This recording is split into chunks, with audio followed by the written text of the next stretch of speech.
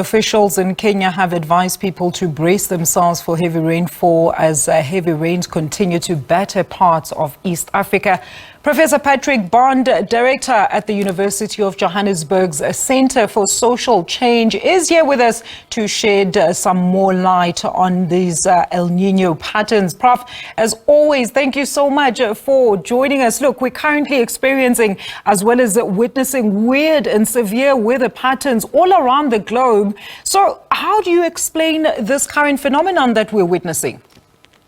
Well, in our own case, we might be thankful that the extreme temperatures that sometimes hit us during the wintertime won't be as bad because, as you've heard, the El Niño has had some residual warmth. However, we shouldn't count on this too soon. Don't forget, we've had one of the worst rain bombs ever in May. That was in 2022, the month after the even worse bomb. That was April 2022 in Durban. And together those did at least 10 billion rand of damage and over 500 deaths. So we've had that just 2 years ago. We mustn't forget these extreme events, or that sometimes the droughts or cases where the soil has dried sufficiently to create the conditions for wildfires, they do affect us. And droughts across the continent have been devastating, as you say, in Zimbabwe. And so it does then raise the question, where are we going to get irrigation and stormwater drainage? And particularly these emergency situations where in Tanzania, the last couple of days, 180 people lost their lives. Or in Guangzhou in China, one of the major cities, 110,000 people had to be quickly displaced so that they wouldn't be flooded out. Or California or Europe, where there's the worst wine harvest in 62 years. We could go on because last year was the hottest ever recorded. This year may be as well. Very interesting indeed, Prof. I mean, cloud seeding is something that we've recently been exposed to, especially this side of the world, because of the recent Dubai floods and allegations around that.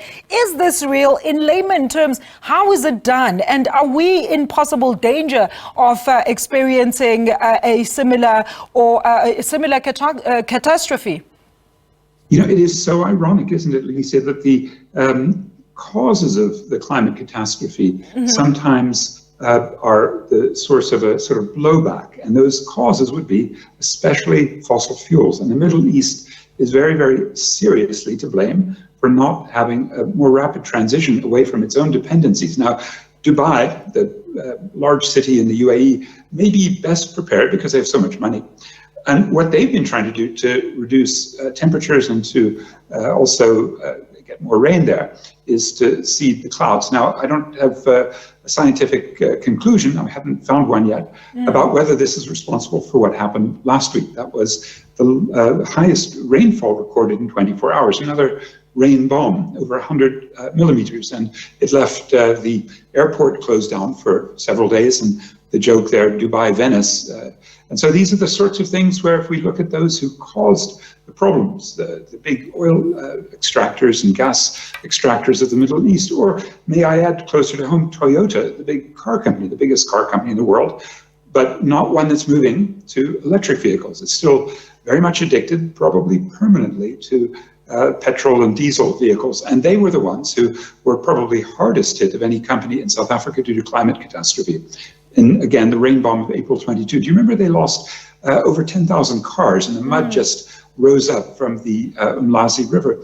But they had enough political power that they were the ones to get 280 million rand of not just their own insurance, but the city's benefits for stormwater drainage and pumping. So those guys in Isipingo in the south of Durban are probably best prepared, even though they're the ones that are most guilty, probably, of any big company operating in South Africa, given their global reach and the emissions that they're responsible for. And speaking of those emissions, Prof, I mean, the issue of climate change is something that world leaders have been advocating for, especially in monetary terms. We know there is money going into these projects, but are we ever going to see the actual results from all these initiatives when the very same leaders still keep traveling on their large private jets and their carbon footprint is amongst the biggest?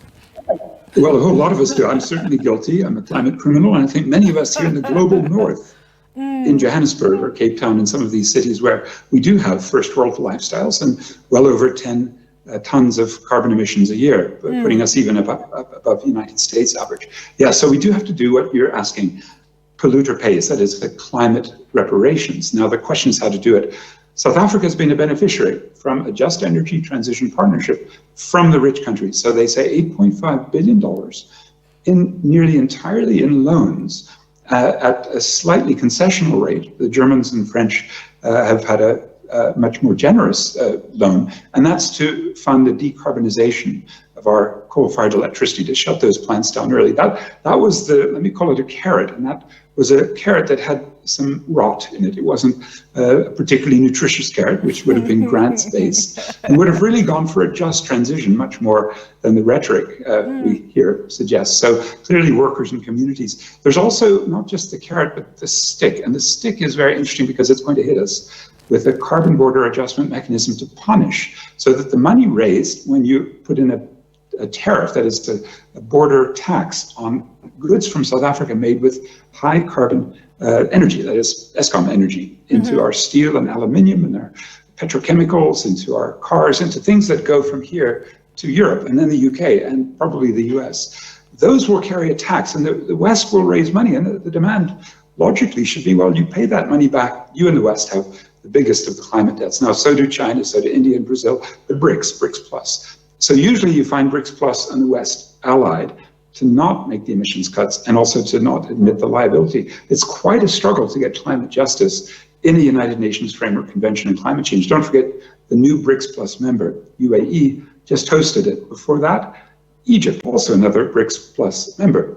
And then this coming year, it'll be Azerbaijan, very tightly connected to Moscow. And then finally it goes to Brazil next year, where we can expect finally a little bit more progress. But the dilemma is that the power relations in the world are such that the people who have polluted don't want to pay, because they know it's going to be very costly to basically cover damage such as what we're witnessing now. The benefit of saying to the West, well, you should pay us to leave our coal in the hole and in Mpumalanga not to run coal-fired power plants forever and ever. That would be a win-win for everyone. And that's what I think the most advanced sectors looking at climate financing, you owe not just loss and damage, that is the reparations.